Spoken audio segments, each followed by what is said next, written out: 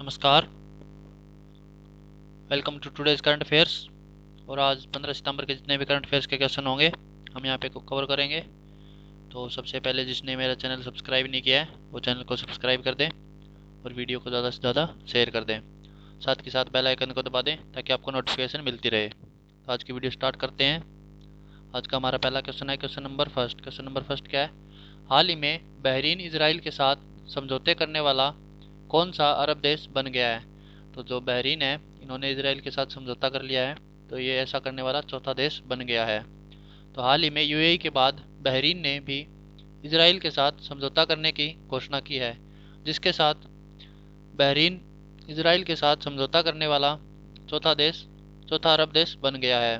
इससे पहले मिस्र, जॉर्डन और यूएई ने इसराइल के साथ समझौता करके उसे मान्यता दी थी। तो अब ये चौथा देश बन गया है बहरीन, जिसने इसराइल के साथ समझौता कर लिया है। हमारा अगला क्वेश्चन हो जाएगा क्वेश्चन नंबर दो। क्वेश्चन नंबर दो क्या है? आरजेडी नेता और लालू प्रसाद के सबसे करीबी रघुवंश प्रसाद सिंह का हाल ही में कितने वर्ष की उम्र में निधन हो गया है? तो जो आरजेडी का नेता थे और लालू प्रसाद के खास रघुवंश प्रसाद जी है, इनका हाल ही में 74 वर्ष की उम्र में निधन हो गया है।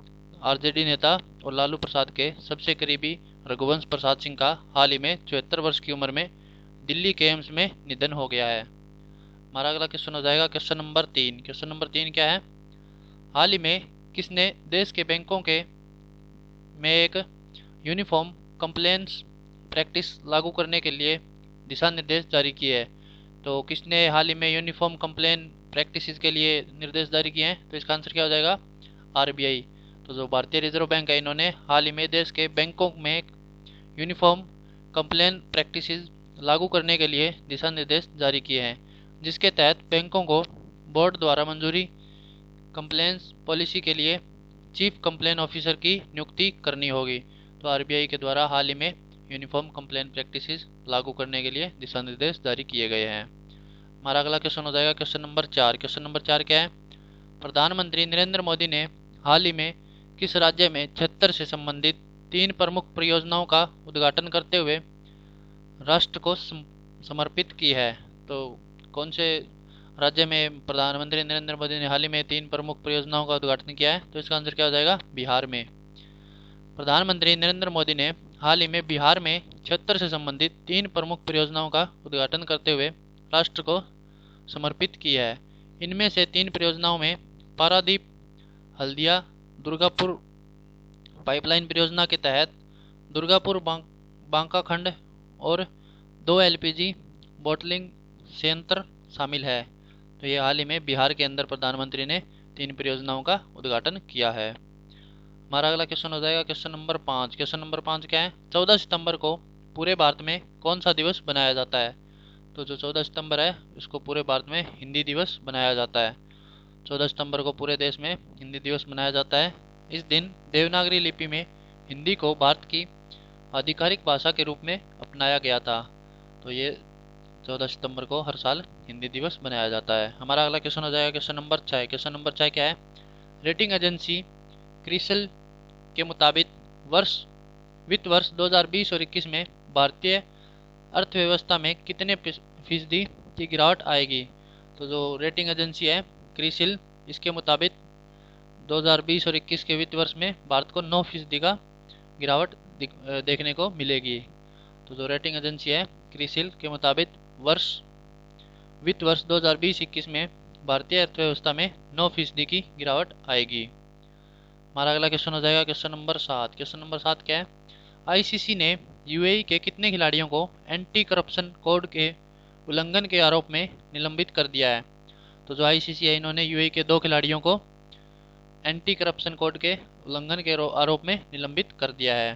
तो आईसीसी ने हाल ही में यूएई क्रिकेट टीम के 2 खिलाड़ी आमिर हयात और अशफाक अहमद को एंटी करप्शन कोड के उल्लंघन के आरोप में अस्थायी तौर पर निलंबित कर दिया है। तो इन दोनों खिलाड़ियों को अस्थायी रूप के लिए निलंबित कर दिया है आईसीसी ने। हमारा अगला क्वेश्चन हो जाएगा क्वेश्चन नंबर 8। क्वेश्चन नंबर 8 क्या है? इन्वायरमेंटल ऑडिट कराने और पर्यावरणीय मानकों का उल्लंघन करने के लिए किसने अमेजन व फ्लिपकार्ट से हर्जाना वसूलने की घोषणा की है। तो जो इन्वायरमेंटल ऑडिट कराने और पर्यावरण मानकों को उल्लंघन करने के लिए किसने फ्लिपकार्ट और अमेजन से हर्जाना लेने की घोषणा की है? तो इसका आंसर क्या आ जाएगा हमारा?